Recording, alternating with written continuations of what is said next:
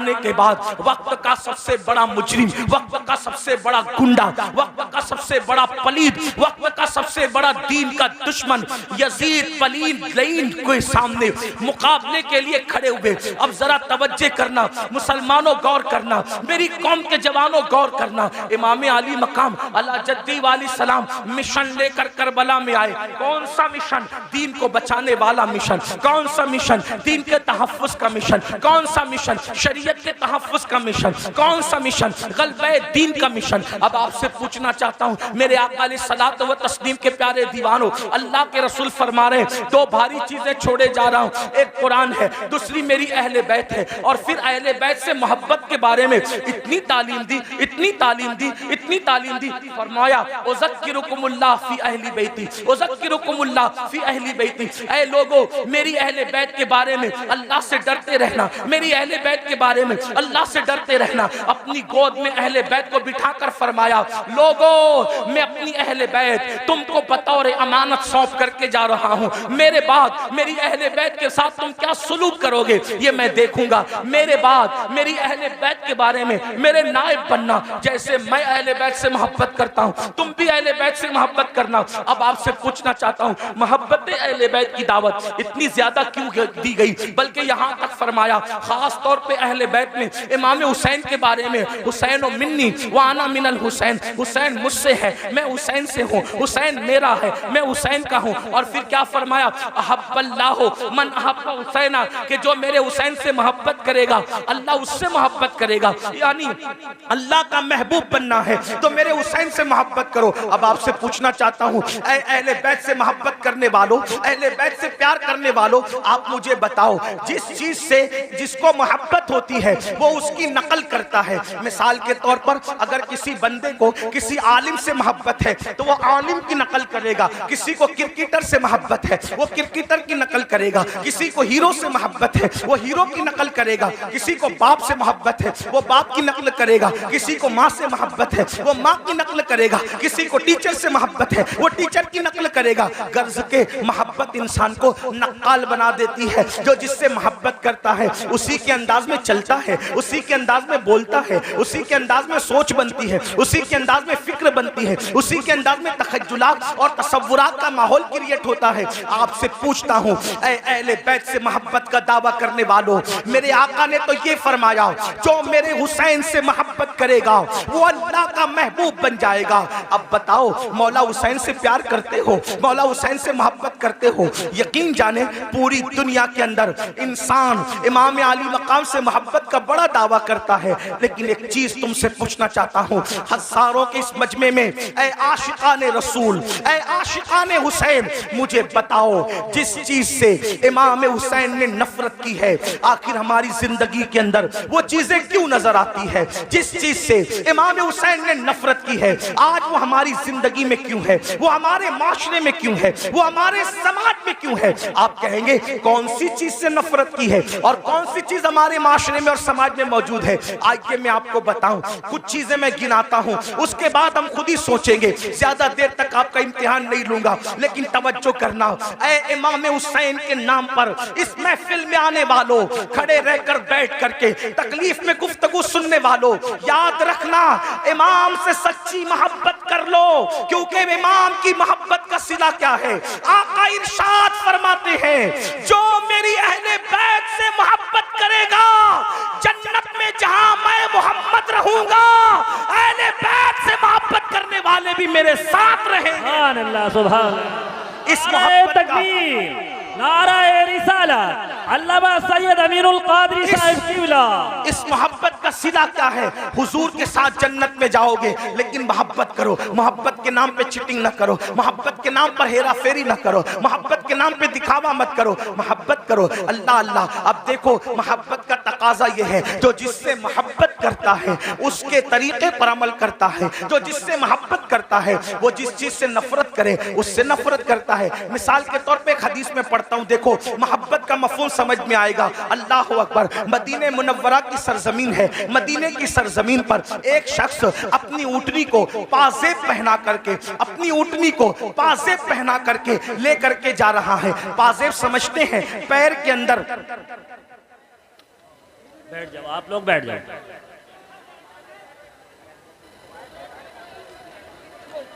पैर के अंदर जो घुंघरू बांधे जाते हैं उसको पाजेब कहते हैं। पाजेब किसको पहना के ले जा रहा है? ऊँटनी को।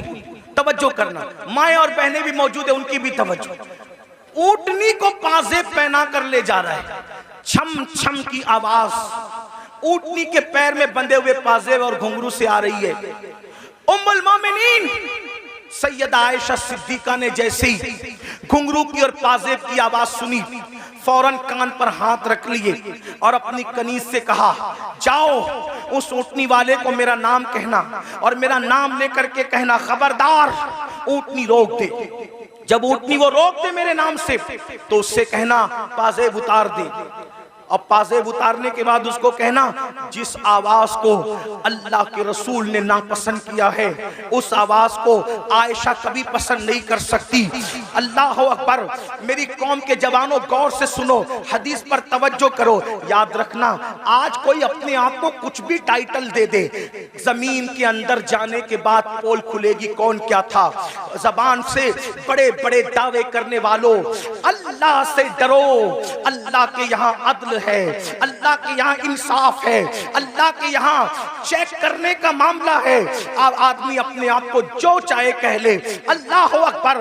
ऊँट के पैर में पाजेब बंधे हैं, उन पाजेब के बारे में उम्मुल मोमिनीन ने कान पर हाथ रख लिया। कनीज जाती है, जा करके उस ऊँटनी वाले से कहती है, ए ऊँटनी वाले, ए शुतरबान, याद रख उम्मुल मोमिनीन का हुक्म है, ऊँटनी को रोक दे और पाजेब निकाल दे। अम्मा जान का हुक्म कौन टाल सकता था? उसने फौरन ऊँटनी रोक दी। ऊँटनी रोकने के बाद पाजेब निकाल दिए। निकालने के बाद आया उम्मुल मोमिनीन के पास, अम्मा जान आपने पाजेब निकालने का हुक्म दिया। उम्मुल मोमिनीन कहती है, ए शुतरबान, ए ऊँट चराने वाले, जिस आवाज को मेरे महबूब ने नापसंद किया है उस आवाज को मैं कैसे पसंद कर सकती हूँ? जो आवाज मेरे महबूब को तकलीफ पहुंचाती थी उस आवाज को मैं कैसे पसंद कर सकती हूँ? इसलिए पाजेब में घुंघरू न डाल और उसको ऊँट के पैर में न डाल। तो वो कितनी सादगी से कहता है, देखो लोग कितने सादा होते हैं, बड़ी सादगी से कहता है, अम्मा जान ये ऊँटनी तो जानवर है,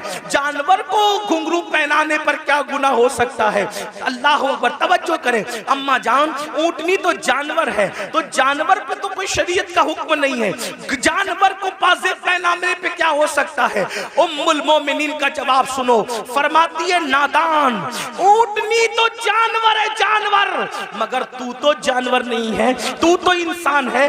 जिस चीज को हमारे महबूब ने नापसंद किया है, मोहब्बत का तकाजा है कि उस चीज को हम भी नापसंद करें। अब आपसे पूछना चाहता हूं, हुसैन के नाम पर बच्चे, जान, माल सब कुर्बान करने की बात करने वाले मेरे जवान, मुझे बता कि यजीद बांसुरी की आवाज सुनता था, यजीद ढोल की आवाज सुनता था। मौला हुसैन इस गैरत के साथ आए थे कि जो आवाज मौसीकी और म्यूजिक की मेरे नाना को नापसंद थी, यजीद प्रमोट कर रहा है। हुसैन ने उसको नापसंद करते हुए उस आवाज के खिलाफ एहतजाज रिकॉर्ड कराया, एहतजाज दर्ज कराया, घर के घर लुटाया। हुसैन पाक से मोहब्बत करने वालों, बताओ ये जो कानों में एयरफोन लगाकर रोजाना गाना सुन रहे हो, कारों में सफर करते हुए जो गाने सुनते हो, और वो भी इतने गंदे गंदे गाने जो इंसान की शहवत को उभारे, जो इंसान को गुनाहों पे उभारे, क्या भूल गए रसूलुल्लाह सल्लल्लाहु अलैहि वसल्लम का फरमान? अल्लाह के रसूल फरमाते हैं, बारिश के बरसने पर जैसे सब्जा पैदा होता है, वैसे म्यूजिक की आवाज की वजह से इंसान के दिल में निफाक पैदा होता है। मैं ये तो नहीं कहता कि लोग मुनाफिक हो गए, मगर अल्लाह के रसूल फरमा रहे हैं, म्यूजिक सुनोगे तो दिल में निफाक पैदा होगा। और निफाक किसको कहते हैं? जबान पर कलमा है और दिल में कुफ्र है, ये निफाक है। निफाक किसको कहते हैं? कि जबान पे कलमा हो और दिल में कुफ्र हो। और ये किससे पैदा होता है? ये म्यूजिक की वजह से। बताओ, शादियों में म्यूजिक बजाते हो, गाड़ियों में म्यूजिक बजाते हो, और अल्लाह अकबर रात के 2-2, 3-3 बजे तक म्यूजिक में डूबे रहते हो। जानते हैं म्यूजिक का अंजाम क्या है?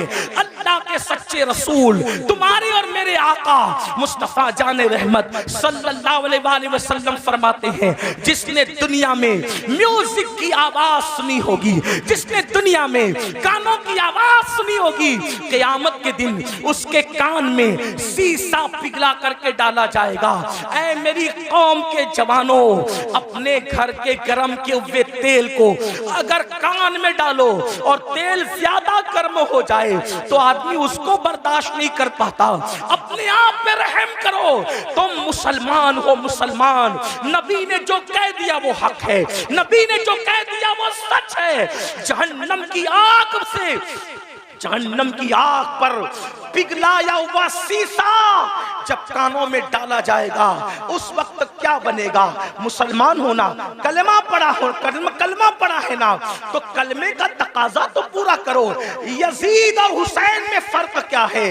यजीद कलमा पढ़ के कह रहा है सब चलता है, और हुसैन की फिक्र ये है सब नहीं चलेगा, सिर्फ मेरे नाना की शरीयत चलेगी। सुभान अल्लाह, सुभान अल्लाह। अब जाजपुर वालों मुझे बताओ, तुम कौन से मुसलमान बनना चाहते हो? यजीद की फिक्र वाले या इमाम हुसैन की फिक्र वाले? इमाम हुसैन के। यजीद कह रहे कलमा पढ़ो सब चलेगा, हुसैन पाक कहते सब नहीं चलेगा, सिर्फ मेरे नाना की शरीयत चलेगी। किसके साथ हो? आज कहते हो अरे सब चलता है, ये तो यजीद की बोली है। जिना करो सब चलता है, यजीद की बोली है। शराब पियो सब चलता है, यजीद की बोली है। मस्जिदें वीरान करो फिर भी जन्नत में जाएंगे, यजीद की बोली है। हुसैन पाक की ये बोली नहीं है। हुसैन पाक कह रहे सिर्फ एक चीज चलती है, बस वो मेरे नाना की शरीयत है, मुहम्मदुर रसूलुल्लाह की शरीयत है। आओ, बर्दाश्त नहीं कर सकता कोई भी अल्लाह के अज़ाब। आका फरमाते जहन्नम की आग का बना हुआ शीशा गाना सुनने वालों के कान में डाला जाएगा। और एक बात आपको कहूं, आज पूरी दुनिया में अगर तवज्जो है, आप शोर नहीं कर रहे तो मेरी बात पे तवज्जो, जो शोर कर रहे उन्हें करने दे। मैं तो इतना ही कहूंगा कि इमाम हुसैन की महफिल है, अल्लाह की अता से हुसैन देख रहे हैं, कौन चुप है, कौन सुन रहा है, कौन शोर कर रहा है, बात अपनी अपनी। और उनकी महफिल में आने वालों, नाम हुसैन का मामला ये है, हुसैन पाक का नाम लो तो तकदीरें बदल जाती है। हाँ, ये कोई मुशायरे की महफिल नहीं है मेरे भाई।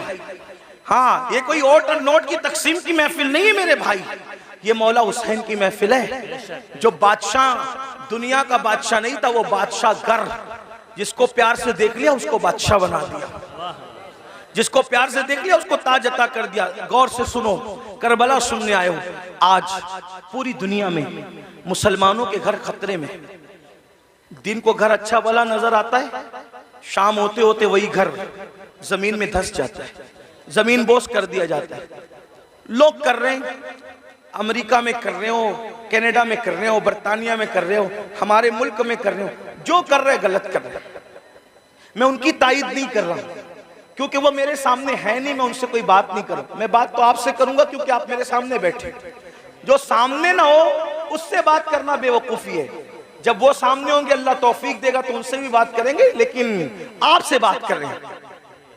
मगर उनसे भी दो जुमले कहता हूं इसलिए कि दीवारों को कान होते हैं। अल्लाह करे इन दीवारों के कान के जरिए किसी के कान तक बात पहुंचे। लोगों को पता होना चाहिए कि जो चूंटी का घर उजाड़े, चूंटी का, अल्लाह चूंटी का घर उजाड़ने वालों के भी घरों को वीरान कर देता है। इंसान के घरों के दुश्मन न बनो। अगर तुम किसी के नशेमन पे बिजली गिराओगे तो अल्लाह तुम्हारे नशेमन को भी खाक में मिला देगा।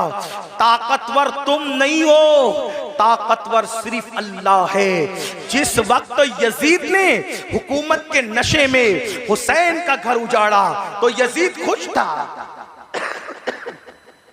दुरूशी अल्लाहुम्मा सल्ली अला सय्यिदिना, नाराए तकबीर, दुरूशी पढ़े।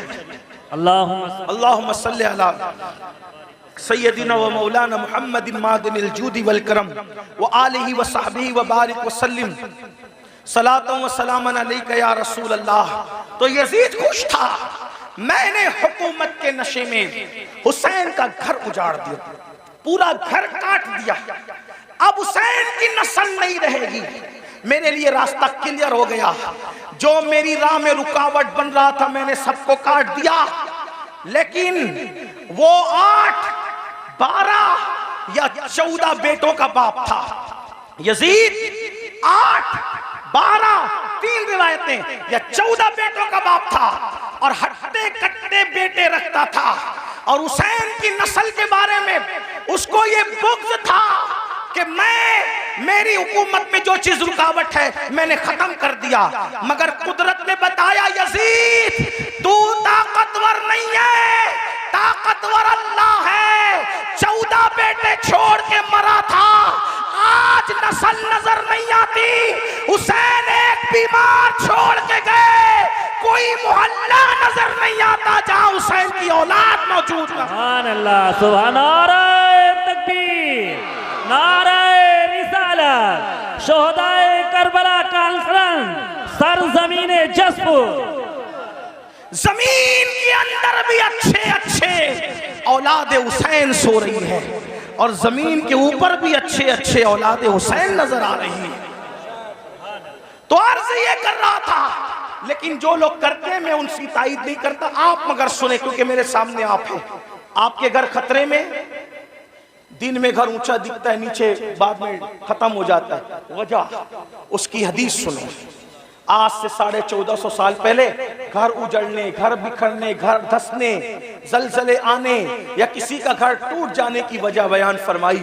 अल्लाह के रसूल अलैहिस्सलाम फरमाते हैं, जब तुम गाने, म्यूजिक और शराब में डूब जाओगे, ये मैं नहीं कह रहा हूं, अल्लाह के रसूल फरमा रहे हैं, जिसको अल्लामा इब्नुल जौजी ने नकल किया है, तवज्जो करना।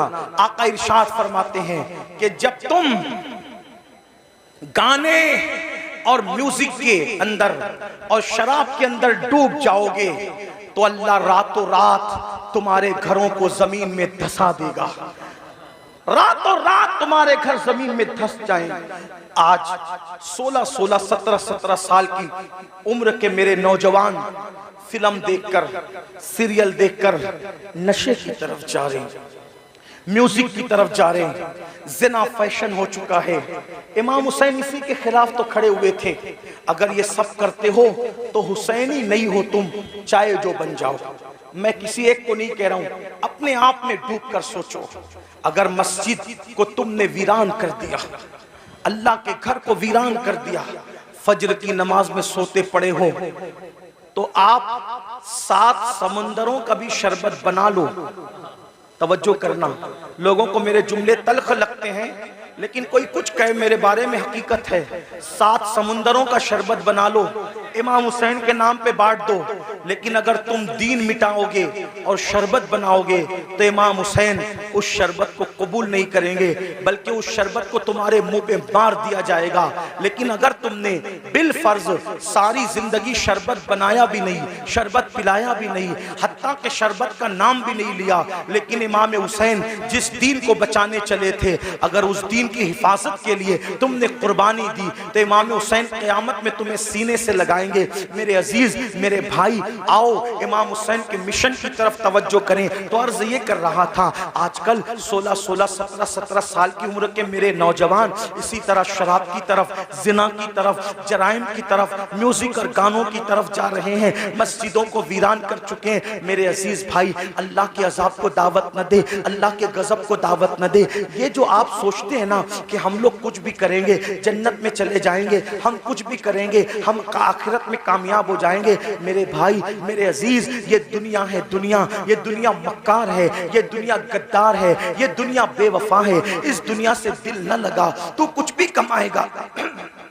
तू कुछ भी कमाएगा, तू कितना भी जमाएगा, मगर याद रखना अगर तूने आखिरत की तैयारी न की, अगर तुमने आखिरत की तैयारी न की, सब दुनिया ही के अंदर धरा के धरा रह जाएगा। कुरान कहता है ला तंसा नसीबका मिनद दुनिया, दुनिया से अपने नसीब का मत भूल। मेरे भाई, क्या तू मेरे आका की वो हदीस भूल चुका है? अल्लाह के रसूल ने फरमाया जिसने दुनिया के अंदर शराब का सिर्फ एक घूंट पिया होगा, जब वो मर के कब्र में जाएगा तो उसका मुंह सूअर की तरह कर दिया जाएगा या बंदर की तरह कर दिया जाएगा। आओ मेरे भाइयों, एक बुजुर्ग के हाथ पर एक कफन चोर ने तौबा की थी। अल्लाह अकबर, दिल के कानों से सुन लेना। एक कफन चोर ने एक बुजुर्ग के हाथ में तौबा की थी। उस बुजुर्ग ने उस कफन चोर को तौबा करवाई और तौबा करवाने के बाद कफन चोर से पूछा, ऐ कफन चोर, अब तू मेरे हाथ में तौबा कर चुका है, तूने कितने कफन चुराए? उसने कहा हुजूर, मैंने तो हजारों मुर्दों को नंगा किया, उनके कफन चुराए। मुसलमानों के कफन चुराए? जी मुसलमानों के कफन चुराए। तो उस बुजुर्ग ने कहा सच सच बताना, ऐ कफन चोर, सच सच बताना कि तूने जब मुर्दों के कफन चुराए तो कितने मुर्दे थे जिनके चेहरे मरने के बाद कब्र में किबले की तरफ थे? ध्यान से सुनना, तवज्जो से सुनना। थोड़ा मिंबर वालों से भी तवज्जो चाहता हूँ, बात न करें, बहुत नवाजिश होगी आपकी। मैं आपकी मालूमात में इजाफा नहीं कर सकता, लेकिन आपकी दुआएं जरूर ले सकता हूँ। आपकी भी तवज्जो चाहता हूँ, मेरी बात गौर से सुने। मैं एंड की तरफ बात को लेकर के जा रहा हूँ, ध्यान से सुनो। कफन चोर से बुजुर्ग ने पूछा, तूने हजारों मुसलमानों के कफन चुराए, ये बता कितने मुसलमान थे जिनके चेहरे किबले की तरफ थे और कितने मुसलमान थे जिनके चेहरे किबले से फिरे हुए थे? तो उसने कहा हजरत अल्लाह की कसम खा के कहता हूँ, अब तो मैं आपके हाथ पे तौबा करके नेक बन चुका हूँ। अगर मैंने 100 मुर्दों की लाश को खोला, 100 मुर्दों की कब्रों को खोला और उनकी लाश को मैंने नंगा किया, तो 100 मुर्दों में से 99 मुसलमान ऐसे थे जिनके चेहरे किबले से फिरे हुए थे। 100 मुर्दों में से 99 मुर्दे ऐसे थे जिनके चेहरे किबले से फिरे हुए थे। एक मुसलमान मिलता था 100 में एक जिसका चेहरा किबले की तरफ होता था। उस बुजुर्ग ने अपने पीरो मुर्शिद को खत लिखा, हुजूर ये बताएं, अल्लाह अकबर, हुजूर ये बताएं कि मरने के बाद लोगों के चेहरे कब्रों में क्यों फिर जाते हैं? बुजुर्ग ने लिखा, बेटा, जो लोग दुनिया में रसूलुल्लाह की सुन्नत से मुंह फेर लेते हैं, जो लोग दुनिया में रसूलुल्लाह की सुन्नत से मुंह फेर लेते हैं, मरने के बाद उनके चेहरे किबले की तरफ नहीं होते। ऐ मेरी कौम के जवानों, क्या डर नहीं लगता? क्या कब्र में नहीं जाना? क्या अल्लाह को मुंह नहीं दिखाना? जो सुन्नत से मुंह फेर ले, कब्र में उसका चेहरा किबले की तरफ नहीं होगा। हमने तो फर्ज से मुंह फेरा है, हमने तो फराइज से मुंह फेरा है। अल्लाह अकबर, नमाज छूट रही है, माथे पर शिकन तक नहीं है। अल्लाह अकबर, सूद के धंधे कर रहे हैं, हराम कारोबार कर रहे हैं, माथे पे शिकन तक नहीं है, झूठ बोल रहे हैं। ये फर्ज है झूठ से बचना, झूठ से बचना फर्ज है। अल्लाह अकबर, झूठ बोल रहे हैं, माथे पर शिकन तक नहीं है, नाप तौल में कमी कर रहे हैं, माथे पर शिकन तक नहीं है, औरतों पे पाप की नजर डाल रहे हैं, माथे पर शिकन तक नहीं है। कितने जराइम करोगे? कब तक जराइम करोगे? कितने गुनाह करोगे? कब तक गुनाह करोगे? अल्लाह बहुत दिन तक मोहलत नहीं देगा, याद रखना। भाई साहब थोड़ा रहम फरमा दे, अरे रहम कर दे, थोड़ा सुन ले, बात हट जाए, चुप हो जाए सब लोग, बात तो सुने ना मेरे भाई। मैं बात कर रहा हूँ, आप लोग बात सुने, मैनेजमेंट आप सब लोग सुन लेंगे। एक बार आप भी बैठ जाएं, मेहरबानी करें, आप भी बैठ जाएं, सब बैठे। ये क्या तमाशा लगा, इतनी बड़ी महफिल सजाई, इतनी अच्छी महफिल सजाई, और आप लोग हैं कि कोई भाई आप भी बैठ जाएं, अल्लाह रहम करे, आप भी बैठ, क्यों बोलते हैं बैठ जाए, सब बैठे, अरे सब बैठे, आप भी बैठे। एक बार सब दुरूद शरीफ पढ़ें। अल्लाहुम्मा सल्ली अला सय्यिदना मौलाना। आप मत बोले भाई, किसी को मत बोले, मैं बोल रहा हूं, आप दुरूद शरीफ पढ़ें भाई, दुरूद शरीफ पढ़ें। अल्लाहु रब्बु मुहम्मदिन सल्लल्लाहु अलैहि वसल्लम नहनु इबादु मुहम्मदिन। ये बीच में आप जब बोलते हो ना तो जहन मुंतशिर होता है, चूंकि मैं तकरीर याद करके नहीं आता, देखो जो तकरीर याद करके आते हैं ना, आप कुछ भी करें उसको डिस्टर्ब नहीं होगा, वो याद करके आप फटाफट बोलता रहेगा। लेकिन मैंने याद करके मैंने तकरीर कभी याद नहीं की। मैं आप की तवज्जो को देख करके फिर अल्लाह ताला जो सुझाता है वो बोलता हूं, तो मेरे ज़हन से बात निकलती है, फिर मैं बात आप पे खत्म कर देता हूं। एक बार दुरूद शरीफ बुलंद आवाज से पढ़ लो। अल्लाहु रब्बु मुहम्मदिन सल्लल्लाहु अलैहि वसल्लम नहनु इबादु मुहम्मदिन सल्लल्लाहु अलैहि वसल्लम सलातु व सलाम अलैका या जद्दल हसन वल हुसैन। तवज्जो करें कि जब सुन्नत से कोई मुंह फेरे तो उसका चेहरा मरने के बाद किबले की तरफ नहीं होगा। अब आप क्या समझते, कहते अब मौलाना अल्लाह रहीम है, अल्लाह करीम है, सत्तार है, गफ्फार है। अरे ये बात मौलाना को आपसे ज्यादा समझती है कि अल्लाह रहीम है, करीम है, सत्तार है, गफ्फार है। लेकिन आपको पूछना चाहता हूँ, आप मुझे बताएं कि आप और हम अगर जराइम करें तो अल्लाह गैरत वाला, वो रहम वाला है तो वो गैरत वाला भी है मेरे भाई। उसकी गैरत की तरफ तवज्जो क्यों नहीं करते? सिर्फ सुन्नत छोड़ने पर जब वो मुंह किबले की तरफ रखना गवारा न करे तो वो जन्नत के अंदर कैसे दाखिल करेगा? उसकी खुफिया तदबीर से डरो कि दुनिया में पहली और आखिरी बार आए हो। मुशरिकीन को देखकर, मुनकरीन इस्लाम को देखकर उनकी तरह नंगा नाच न करो, उनकी तरह जुल्म न करो, उनकी तरह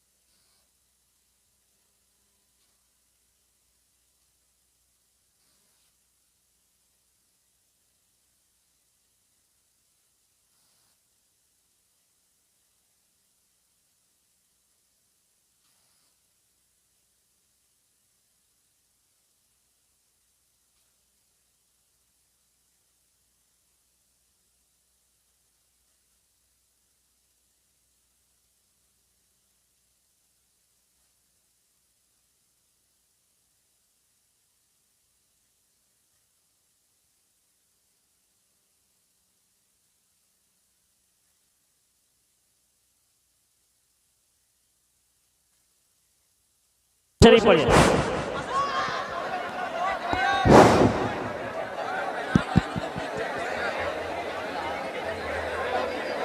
एक बार दुरूद शरीफ पढ़ने सब मिलकर। अल्लाहुम्मा सल्ली अला सय्यदिना व मौलाना मुहम्मदिन मादिनिल जूदी वल करम। दुरूद शरीफ पढ़े, बुलंद आवाज से दुरूद शरीफ पढ़े बरकत के लिए। अल्लाहुम्मा सल्ली अला सय्यदिना मौलाना मुहम्मदिन मादिनिल जूदी वल करम व आलिहि व सहाबी व बारिक व सल्लिम सलातन व सलामन अलैका या जद्दल हसन वल हुसैन। तो जल्दी जल्दी बात पूरी कर दूं कि जब इंसान सुन्नत से मुंह फेर ले तो अल्लाह तबारक व तआला उसका मुंह काबे की तरफ रखना गवारा नहीं करता। काबे की तरफ मुंह रखना गवारा नहीं करता, अल्लाह जन्नत में उसको कैसे डालेगा? ये दुनिया है, इस दुनिया में आदमी जितने चाहे जराइम कर ले और फिर अल्लाह अकबर, जो गुनाहे कबीरा है, गुनाहे कबीरा, उसमें खास तौर पर हराम लुक्मे का खाना और उसी के साथ नशा करना, शराब पीना। आज नशा मुस्लिम सोसाइटी के अंदर सोची समझी साजिश के तहत प्रमोट किया जा रहा है। कौन लोग प्रमोट कर रहे हैं हमें नहीं पता। इंशाअल्लाह हमारे मुल्क की जो इदारे हैं, जासूस इदारे, वो उसकी तहकीक करेंगे। कौन है दुश्मन मुल्क और मिल्लत का, ये बात तय होगी बाद में। लेकिन खास तौर पर मुस्लिम समाज में नशे को प्रमोट किया जा रहा है। जो बाप हैं, जो सरपरस्त हैं, जो जिम्मेदार हैं, वो ध्यान से सुने कि बाज़ाब्ता तौर पर वो बच्चे जो अच्छे ज़हीन बच्चे हैं, जो तालीम के लिए बहुत ज्यादा होशियार हैं, ऐसे बच्चों को टारगेट किया जाता है और उनको पहले फ्री में एमडी और उस जैसी दवाइयां चटाई जाती है, उनसे पहले दोस्ती की जाती है, फिर उनको वो चटाया जाता है। एक दो बार जब इंसान उसको चाटता है और फिर नींद गहरी आती है और उसके जो असरात होते हैं, फिर इंसान अब उसको हासिल करने की कोशिश करता है, तो फिर महंगे से महंगे दाम में उसको बेचा जाता है। तो पैसा भी बर्बाद, जिंदगी भी बर्बाद। ऐ मुसलमानों, अपने बच्चों को कीमती से कीमती लिबास दो, अपने बच्चों को अच्छे से अच्छा खिलाओ, अपने बच्चों के हर शौक पूरे करो, लेकिन उस पर औकाब की तरह नजर रखो कि तुम्हारे बच्चे किसकी सोहबत में बैठते हैं, किसके पास बैठते हैं, किसके साथ रहते हैं। याद रखना, मुसलमानों के टैलेंट से लोगों को बहुत खौफ है, इसलिए कि ये मुल्क ही नहीं बल्कि दुनिया के तमाम ममालिक पर अगर सैकड़ों साल अगर किसी ने हुकूमत की है तो वो सिर्फ ला इलाहा इल्लल्लाह पढ़ने वाली कौम है। मुसलमानों को हुकूमत करने का शऊर आता है, मुसलमानों को सियासत करने का शऊर आता है, मुसलमानों को तिजारत करने का शऊर आता है। दुनिया जानती है जिस दिन मुसलमान तिजारत की मंडी में डट जाएगा, किसी माँ ने ऐसा लाल पैदा नहीं किया जो वो मुसलमान का मुकाबला कर सके। जब हम ताजिर थे, हमारे मुकाबले में कोई ताजिर नहीं था। जब हम सियासत कर रहे थे, हमारे मुकाबले में कोई सियासतदान नहीं था। हम इल्म के मैदान में डटे थे, हमारे मुकाबले में कोई नहीं था। दुनिया के सारे इंसान बगदाद में और मिस्र में हमारे दरवाजों पर कासे गदाई लेकर इल्म की भीख मांगा करते थे। हाँ, हम ही थे जो लोगों को जागीरे भीख में अता करते थे, हम ही थे जो लोगों को माला माल करते थे। ऐ मेरी कौम के जवानों, लोगों को तुम्हारे टैलेंट से खतरा है, इनको पढ़ने मत दो, इनको आगे बढ़ने मत दो, इनको तिजारत करने मत दो, इनको जो है माश और मैशत की तरफ आगे बढ़ने मत दो, इनको गानों का आदी बना दो, इनको गेम का आदी बना दो, इनको नशे का आदी बना दो, इनको शराब का आदी बना दो। जालिमों, अपनी जिम्मेदारियों को महसूस करो। ये खिलौना मोबाइल का जो तुम्हारे हाथ में दे दिया गया है और अलग अलग गेम्स तुम्हें ला करके दे दिए गए हैं, कब तक गेम में डूबे रहोगे? गेम में मुब्तला करने वाले तुम्हारे खैर खान नहीं है, ये तुम्हारे मुस्तकबिल को तबाह कर देना चाहते हैं। नशे में डुबाने वाले तुम्हारे खैर खान नहीं है, ये तुम्हारे मुस्तकबिल को बर्बाद कर देना चाहते हैं। ऐ मेरी कौम के जवानों, हम गेम खेलने वाले लोग नहीं हैं, हम गेम खेलने वाले लोग नहीं हैं। हम तो नाखूने तदबीर से उम्मत की बिखरी हुई जुल्फों को संवारने वाले लोग हैं। हम तो कौमों के मुस्तकबिल को ताबनाक बनाने वाले लोग हैं। नौजवान किसी कौम का सरमाया होता है। अगर नशा करोगे, खुद की फिक्र नहीं होगी, माँ बाप की फिक्र क्या करोगे? नशा करोगे, खुद की फिक्र नहीं होगी, औलाद की फिक्र क्या करोगे? नशा करोगे, खुद की फिक्र नहीं होगी, अपनी कौम की फिक्र क्या करोगे? मुसलमान नौजवानों, हमारा जवान खुद भी बढ़ने वाला है, कौम को भी आगे बढ़ाने वाला है। फिक्र करो, अपनी कौम को आगे बढ़ाओ। जानते हैं, जब तक नशा हमारे समाज में नहीं था, कौम इतनी गरीब नहीं थी। आज एक सर्वे बताऊं, पूरे हिंदुस्तान में मैं हुजूर अलैहिस्सलाम की नालैन के सदके जाता हूं, अमीरों के यहां भी रुकता हूं, गरीबों से भी मेरे ताल्लुकात है। आपको बताऊं, आज हर बाप की शिकायत यह है कि बूढ़ा बाप कमा रहा है, जवान लड़के नहीं कमा रहे। जवान लड़के फजूल घूमते हैं, टी शर्ट पहन लिया, जींस पहन लिया, अच्छी बाइक पर, नंगा नवाब, किले पे घर, यानी उसके जैसा कोई नहीं। मुसलमानों, अपने बूढ़े बाप पे बोझ मत बनो। गेम की वजह से, नशे की वजह से, फजूल दोस्तों की वजह से जो जवान अपने माँ बाप पे बोझ है, उसका तो कोई शुमार ही नहीं। अगर नफली नमाजें भी तुम्हें अपने माँ बाप पे बोझ बना दे, इस्लाम उसको भी पसंद नहीं करता। मैं जिम्मेदारी से अर्ज करता हूं, हालांकि नमाज मेरा टॉपिक है, मैं जब भी किसी जगह गुफ्तगू करता हूं बगैर नमाज की फजीलत के मैं उन्वान मुकम्मल नहीं करता, मैंने अपने ऊपर लाजिम कर रखा है।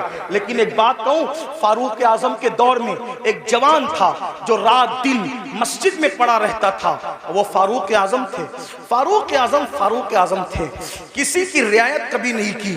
फारूक आजम ने देखा एक जवान है रात दिन मस्जिद में पड़ा रहता है, उसको पूछा तू रात दिन मस्जिद में पड़ा रहता है, तेरे घर का खर्चा कैसे चलता है, ये बता तेरे घर के अखराजात कैसे निकलते हैं। तो उसने क्या कहा, हजरत मेरा एक भाई है और वो मेरी तरह मस्जिद में पड़ा नहीं रहता, अजान होती है मस्जिद में आता है, नमाज पढ़ के फौरन चला जाता है, और वो इतनी मेहनत करता है कि उसके घर का खर्चा भी वो चलाता है और मेरे घर का खर्चा भी वही चलाता है, हम दोनों का बोझ वो उठाता है। फारूक आजम ने कहा कयामत के दिन तुझसे बेहतर दर्जे में जन्नत में तेरा भाई रखा जाएगा।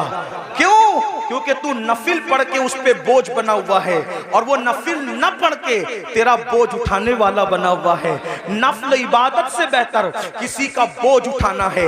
आप ये बात समझें मुसलमानों, मेरी कौम के जवानों, मेरी कौम के जवानों, हमारे प्यारे मुल्क भारत में 60% से ज्यादा जवान है। जवान यानी पूरी दुनिया में अगर सबसे ज्यादा जवान किसी मुल्क में मौजूद है वो हमारे हिंदुस्तान में है। इसीलिए आप पूरे जलसे को काउंट कर लें, मेरी बात पे यकीन नहीं आता, आपको 90% जवान न नजर आए तो देख लेना, आप देखिए तो आप सब जवान हो, सब के सब जवान हो। और आपको बताऊं ये जो उलमा की दाढ़ियां सफेद हो गई है, इनकी दाढ़ियां सफेद है मगर ये भी जवान है, क्योंकि मोहम्मद के गुलामों को बुढ़ापा आ नहीं सकता। तुम सब जवान हो। लोग क्या चाहते हैं, गौर से सुनो, ध्यान से, लोग क्या चाहते हैं? दो चीज, मुसलमानों को जाहिल करो और इनको गरीब करो। गरीब करो, जाहिल करो, फिर क्या होगा? गुर्बत कभी कभी इंसान को कुफ्र तक ले जाती है। जब ये गरीब हो जाएंगे, एक हाथ से रोटी देंगे और उसके बाद कहेंगे ईमान बेचो, ईमान खरीद लेंगे रोटी के टुकड़े पर। अब बिलाल जैसा इनमें थोड़ी मौजूद है जो पिट कर भी दीन पे कायम रहे। जो कौम गाने की दहलीज पर ईमान का सौदा कर सकती है, वो कौम क्या रोटी के टुकड़े पे ईमान का सौदा न करेगी?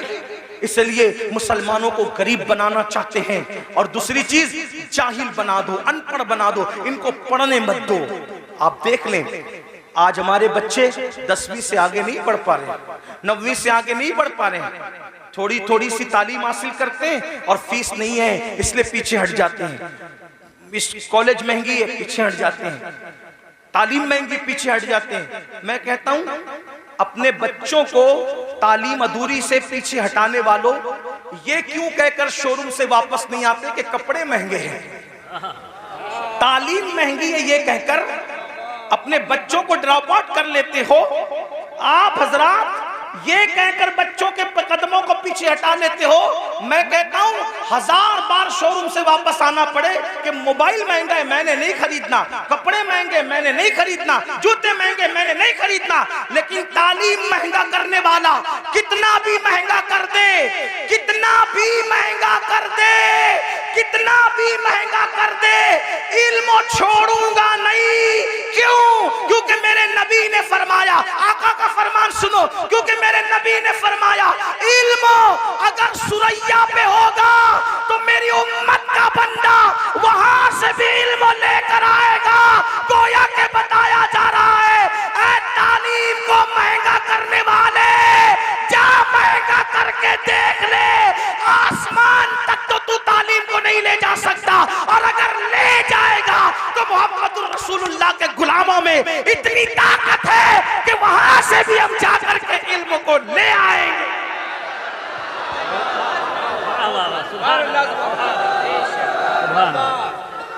रसूल अल्लाह, मालदार बनो और एजुकेशन पे मेहनत करो।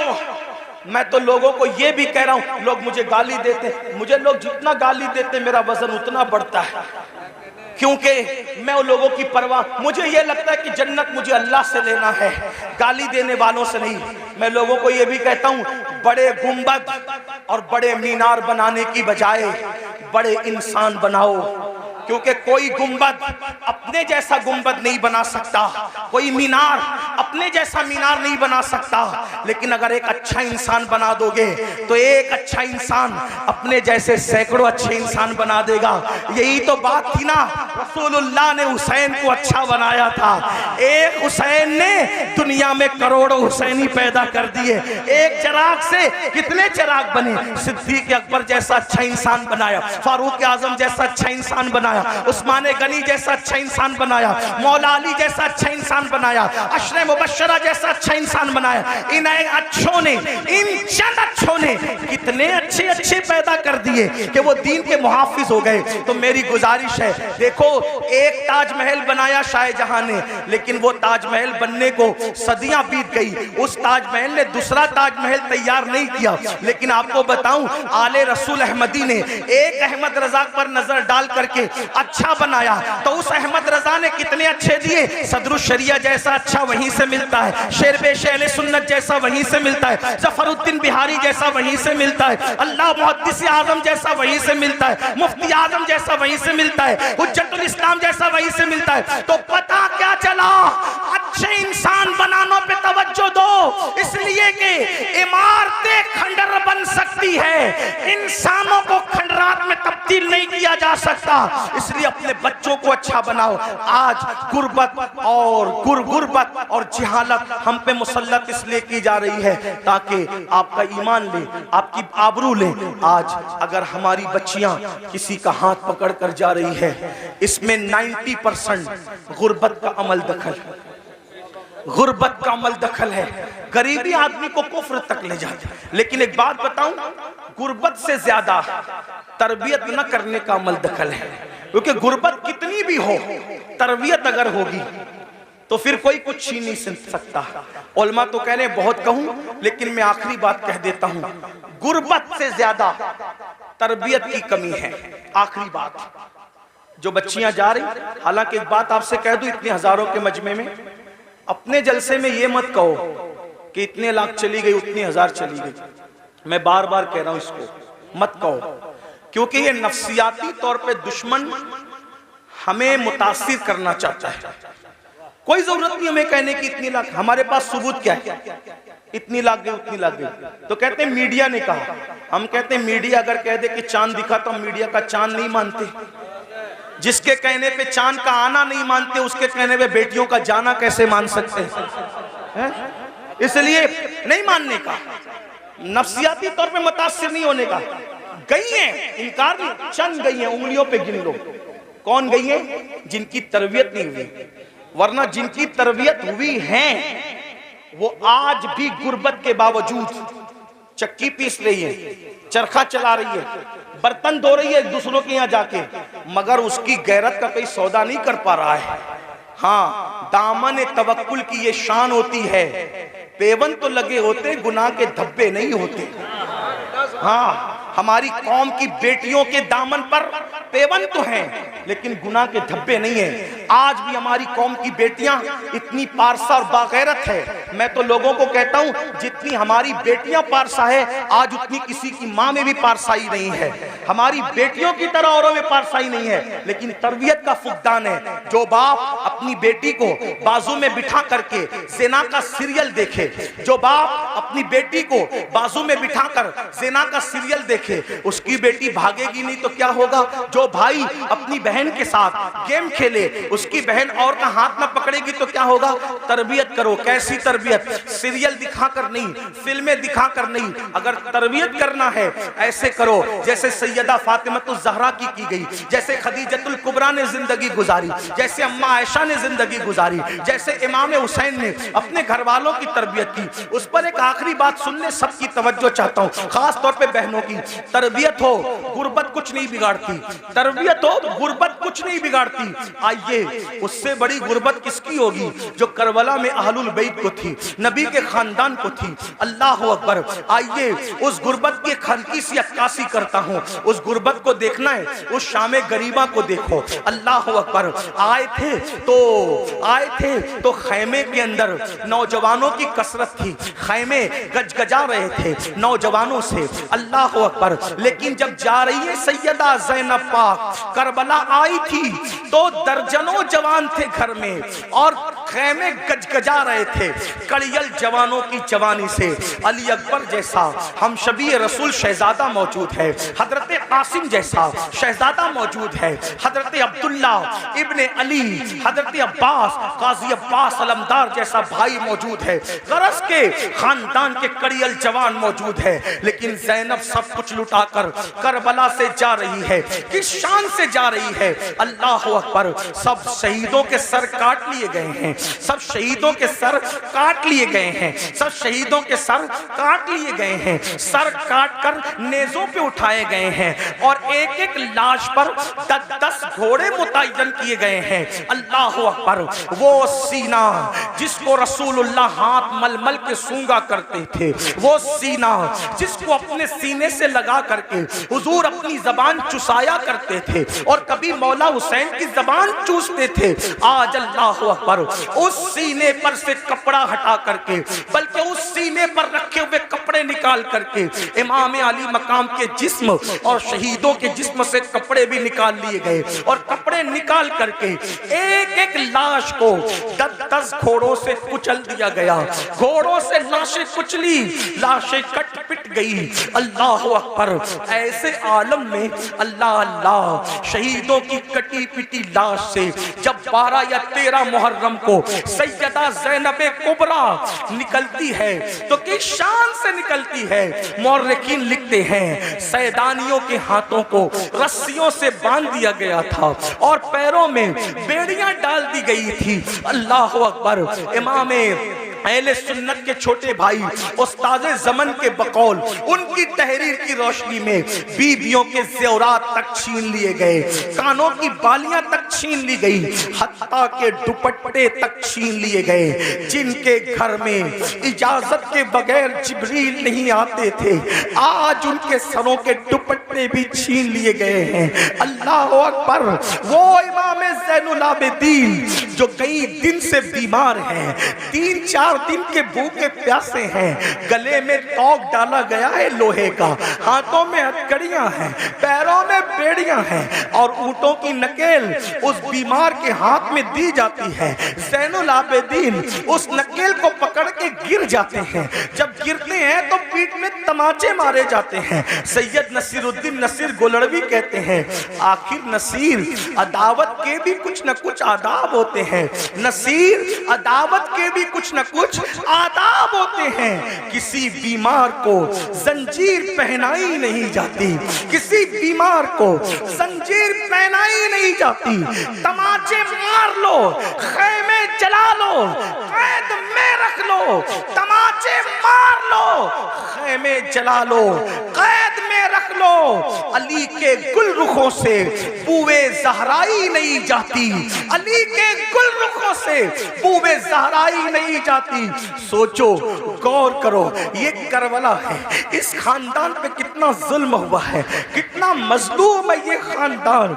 जब कटी पिटी लाशों से ये सैदानियों का अल्लाह अकबर लुटा पिटा काफिला जब जाने लगा तो सैयदा ज़ैनब ने कहा नाना जान आप पर अल्लाह के और फरिश्तों की दुरूदें हो।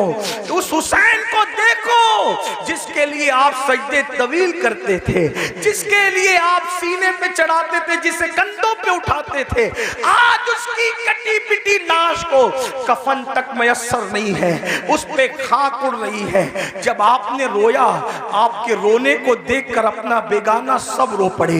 लेकिन कहना ये चाहता हूँ, ये लुटा पिटा काफिला जब कूफा गया तो एक तारीखी रिवायत के मुताबिक, तारीखी रिवायत बहुत सारी है, एक तारीखी रिवायत के मुताबिक लुटा पिटा काफिला जब कूफा में गया तो कूफा में ऐलान हो रहा था, कूफा वालों कुछ लुटेरे थे, कुछ डाकू थे, कुछ रास्ता मारने वाले थे, वो बगावत कर रहे थे, हमने उनके सर काट लिए और उनकी औरतों को हम कैदी बनाकर और बच्चों को कैदी बना के ला रहे हैं, उनका तमाशा देखो। यानी ये नहीं कहा गया आले रसूल को कैदी बना के ला रहे, क्या कहा झूठों ने, जालिमों ने, पलीदों ने कि हम डाकुओं को, लुटेरों को काट करके और उनके बीवी बच्चों को जो वो कैदी बना के ला रहे हैं। अल्लाह अकबर, पूरा कूफा बाहर आ गया, दिल रखने जगह नहीं थी। उनकी औरतें छतों पे चढ़ गई, जब छत पे चढ़ी कितने दिन हो गए, मेरी अपनी छोटी सी मालूमात के मुताबिक करबला वालों को भूख और प्यास से कम 6 दिन से ज्यादा हो गए थे, ज्यादा से ज्यादा 15 भी कर लें, 12 कर लें, जो आपको तहकीक करना हो करें, मैं कोई मुहक्किक नहीं, सिर्फ नसीहत की बात कर रहा हूँ। कम से कम 6 दिन हो गए थे भूखे प्यासे होने में। गुर्बत नहीं तरबियत, गुर्बत नहीं तरबियत, गुर्बत नहीं लुटा रही हमें, पहले तरबियत का न करना लुटा रहा है। जब ये काफिला जिसमें बीबियों की चादरें छीनी गई, बीबियों को रस्सी से बांध करके नंगी पीठ पर बिठाया गया और कहा गया कि बागियों की औलादों को और बीबियों को कैदी बना के ला रहे हैं, तो कूफा की औरतें छत पे चढ़ गई थी। सैयदा ज़ैनब ने कहा, ऐ नबी की बेटियों, ऐ नबी की बहुओं, ऐ नबी की नवासियों, तुम दुपट्टे से अपना मुंह ढकती थी, अब तुम्हारे पास दुपट्टे नहीं है तो अल्लाह ने तुम्हें बड़े बाल इसलिए दिया है कि अपने बड़े बालों को अपने मुंह पे डाल लो और अपने बड़े बालों से पर्दा करो। मेरी बहनें अगर मौजूद है, ऐ इमाम हुसैन के नाम पर सब कुछ लुटाने वाली मेरी बहन, वहां दुपट्टे नहीं है तो चेहरे के बालों से मुंह ढका जा रहा है, तेरे पास तो हजारों का दुपट्टा है, फिर भी तू मुंह खोल करके वलीमा में जाती है, इमाम हुसैन की रूह पे क्या गुजरती होगी, फिर तू मुंह खोल करके बाजारों में घूमती है, हुसैन पाक के नाना के दिल पर क्या गुजरती होगी। नादान मेरी बहन, यजीदियों के तीर इमाम हुसैन के जिस्म को छलनी करते थे और तुम्हारी बदअमालियां इमाम हुसैन के सीने को छलनी करती है, इमाम हुसैन के दिल को छलनी करती है। यजीदी ना बनो, सच्चे हुसैनी बनो। बहरहाल चेहरे पे बाल डाल लिए गए। कूफा की औरतें ने जब देखा, औरतों ने, छोटे छोटे बच्चे हैं, छोटे छोटे बच्चे हैं, औरतें हैं, तो उन्होंने रोटियां और खजूरें फेंकना शुरू की। सदका सदका सदका। आपसे पूछता हूं, गौर करना घर जाके, गर्मी मई के महीने में अगर 16-15 घंटे का रोजा हो जाए ना तो आदमी तस्बीह पढ़ता है लेकिन तस्बीह पे दिल नहीं लगता, दिल पूरा शरबत और पानी पे लगा रहता है। और सच्ची बात यह है, जब अजान होती है तो आदमी ये भी नहीं देखता मेरी अम्मी ने रोजा खोला कि नहीं, मेरे अब्बा ने खोला कि नहीं, बीवी ने खोला कि नहीं, बच्चे ने पानी पिया कि नहीं, सीधा गिलास पे हाथ डालता पहले शरबत और पानी पीता है। 16 घंटे की भूख और प्यास सबको भुला देती है। ये हुसैन पाक के घर की तरबियत थी। 6 दिन से ज्यादा की भूखी प्यासी सकीना, शहजादी सकीना, जिसकी उम्र सिर्फ 7 साल की थी, जब रोटी आई सदका, तो फूफी की तरफ देख के कहती है, फूफी अम्मी हम तो आले रसूल है ना, हम पर तो सदका हराम है ना, तो क्या इतने दिन भूखे प्यासे रहने से सदका हलाल हो जाता है? इतने दिन भूखे प्यासे रहने से क्या सदका हलाल हो जाता है? तब सैयदा ज़ैनब ने गजबनाक होके कहा, ओ कूफा वालों, हम आले रसूल है, हम सदका खाने वाले लोग नहीं है। और अपनी भतीजी को कहा, मेरी बेटी हम सदका खाने वाले लोग नहीं, सदका न खाना। आपसे पूछना चाहता हूं, वो सदका, तवज्जो कर, वो सदका जो सिर्फ आले रसूल पे हराम है, तवज्जो, वो सदका जो सिर्फ आले रसूल पे हराम है, इतने दिन की भूख और प्यास के बाद जब उन लोगों ने वो हराम सदका नहीं खाया, तो वो सूद जो सूअर की तरह हराम है, वो सूद जो सूअर की तरह हराम है, वो शराब और नशा जो सूअर की तरह हराम है। वो लोग तैयब और ताहिर रोटियां सदके के नाम पे आए तो नहीं खाते, और तुम कैसे हुसैनी हो कि जो शराब सूद सूअर की तरह हराम है तुम उसको खा करके हुसैनी बनना चाहते हो। घर जा करके सोचो कि क्या कह रहे हो और क्या बन गए हो। अल्लाह हमें ये शऊर अता फरमाए, बदलने की तौफीक अता फरमाए, अपने आप को तब्दील करने की तौफीक अता फरमाए। और गुफ्तगू के दरमियान अगर कोई गलती हो तो अल्लाह माफ फरमाए। अस्तगफिरुल्लाह रब्बी इन्ना रब्बी लगफूरुर रहीम वमा अलैना इल्लल बलाग। अस्सलामु अलैकुम व रहमतुल्लाहि व बरकातुहू। भाइयों शोर नहीं करें।